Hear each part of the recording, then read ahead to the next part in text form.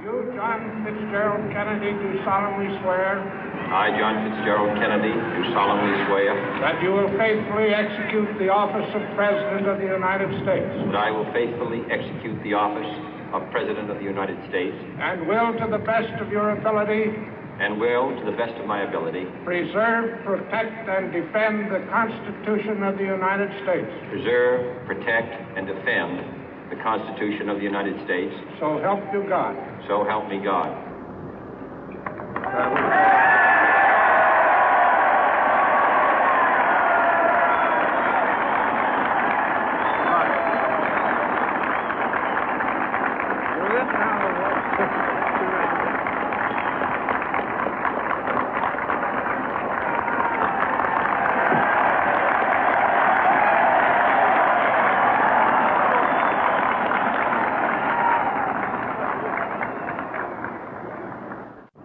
Vice President Johnson, Mr. Speaker, Mr. Chief Justice, President Eisenhower, Vice President Nixon, President Truman, Reverend clergy, fellow citizens.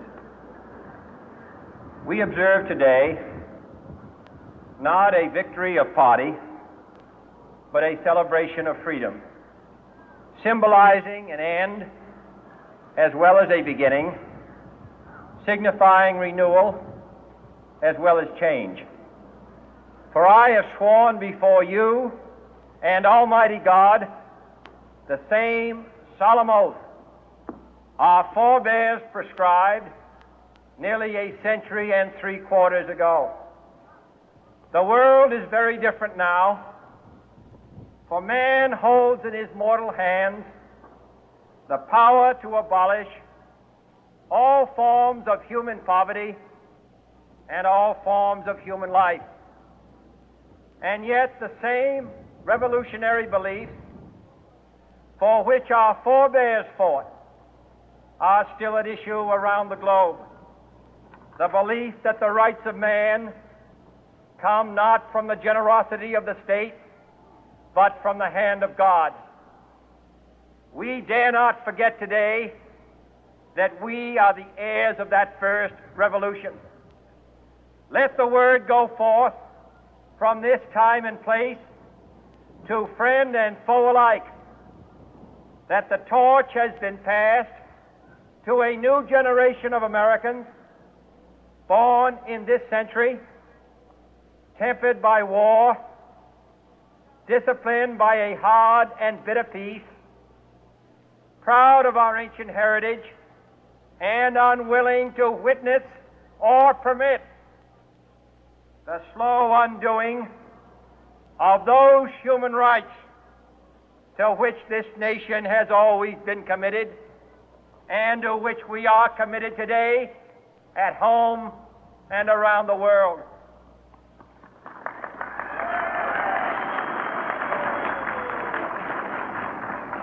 Let every nation know, whether it wishes us well or ill, that we shall pay any price, bear any burden, meet any hardship, support any friend, oppose any foe to assure the survival and the success of liberty.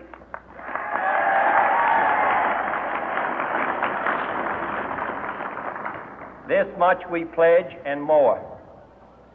To those old allies whose cultural and spiritual origins we share, we pledge the loyalty of faithful friends.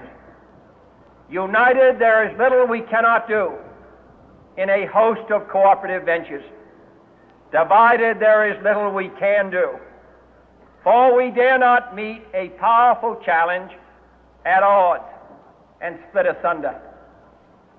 To those new states whom we welcome to the ranks of the free, we pledge our word that one form of colonial control shall not have passed away, merely to be replaced by a far more iron tyranny.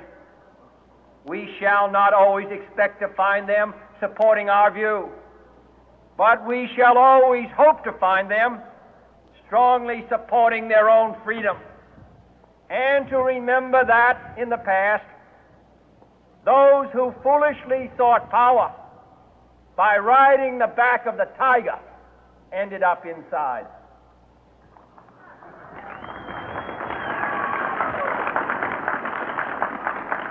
To those people in the huts and villages of half the globe struggling to break the bonds of mass misery, we pledge our best efforts to help them help themselves for whatever period is required, not because the communists may be doing it, not because we seek their votes, but because it is right.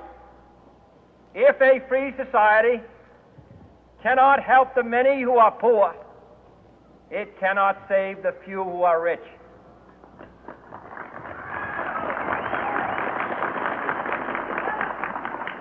To our sister republics south of our border, we offer a special pledge to convert our good words into good deeds, in a new alliance for progress, to assist free men and free governments in casting off the chains of poverty.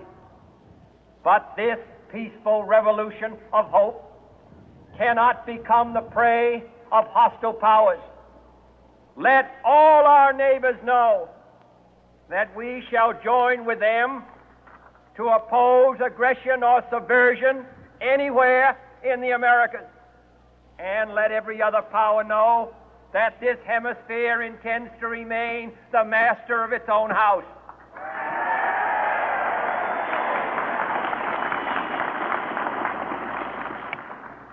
To that World Assembly of Sovereign States, the United Nations, our last best hope, in an age where the instruments of war have far outpaced the instruments of peace, we renew our pledge of support to prevent it from becoming merely a forum for invective, to strengthen its shield of the new and the weak, and to enlarge the area in which its writ may run.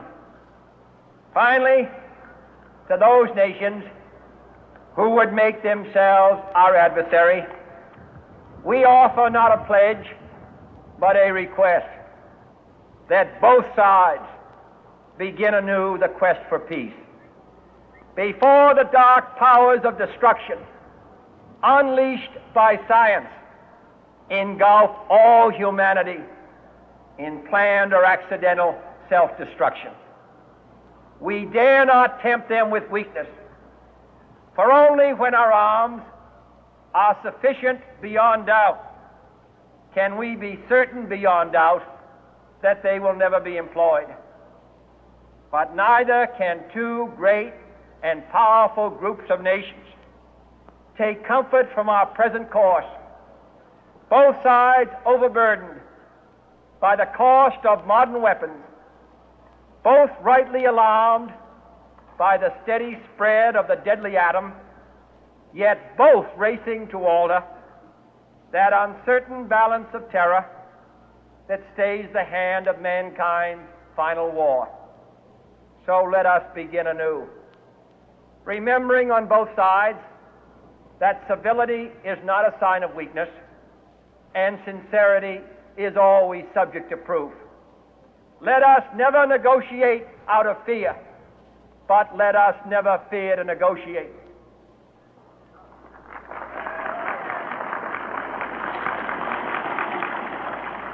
Let both sides explore what problems unite us, instead of belaboring those problems which divide us.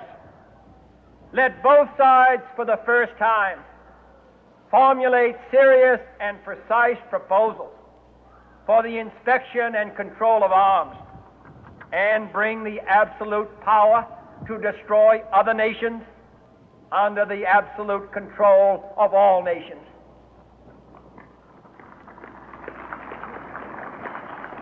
Let both sides seek to invoke the wonders of science instead of its terrors.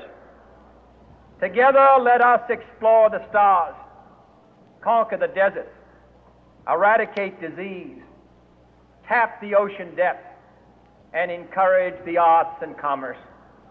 Let both sides unite to heed in all corners of the earth the command of Isaiah to undo the heavy burden and let the oppressed go free.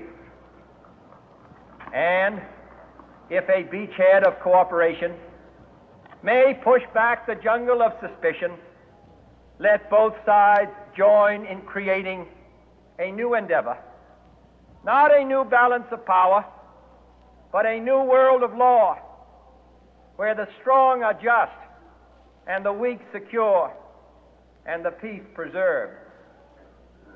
All this will not be finished in the first 100 days, nor will it be finished in the first 1,000 days, nor in the life of this administration, nor even perhaps in our lifetime on this planet. But let us begin.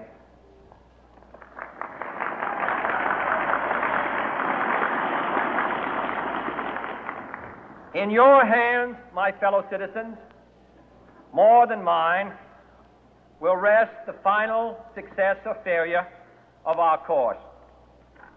Since this country was founded, each generation of Americans has been summoned to give testimony to its national loyalty. The graves of young Americans who answered the call to service surround the globe. Now the trumpet summons us again, not as a call to bear arms, though arms we need, not as a call to battle, though in battle we are, but a call to bear the burden of a long twilight struggle, year in and year out, rejoicing in hope, patient in tribulation, a struggle against the common enemies of man, tyranny, poverty, disease, and war itself. Can we forge against these enemies a grand and global alliance,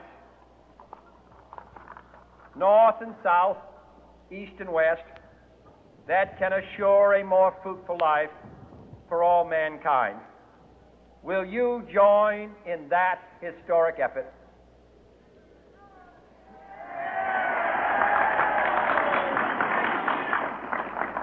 In the long history of the world, only a few generations have been granted the role of defending freedom in its hour of maximum danger. I do not shrink from this responsibility. I welcome it.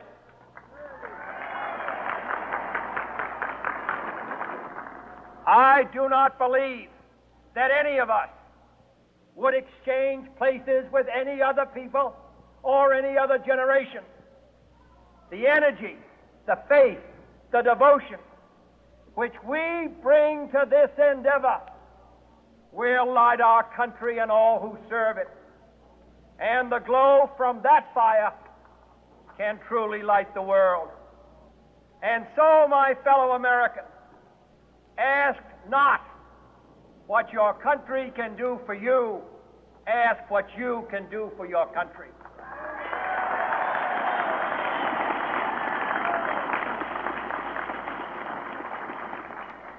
My fellow citizens of the world, ask not what America will do for you, but what together we can do for the freedom of man.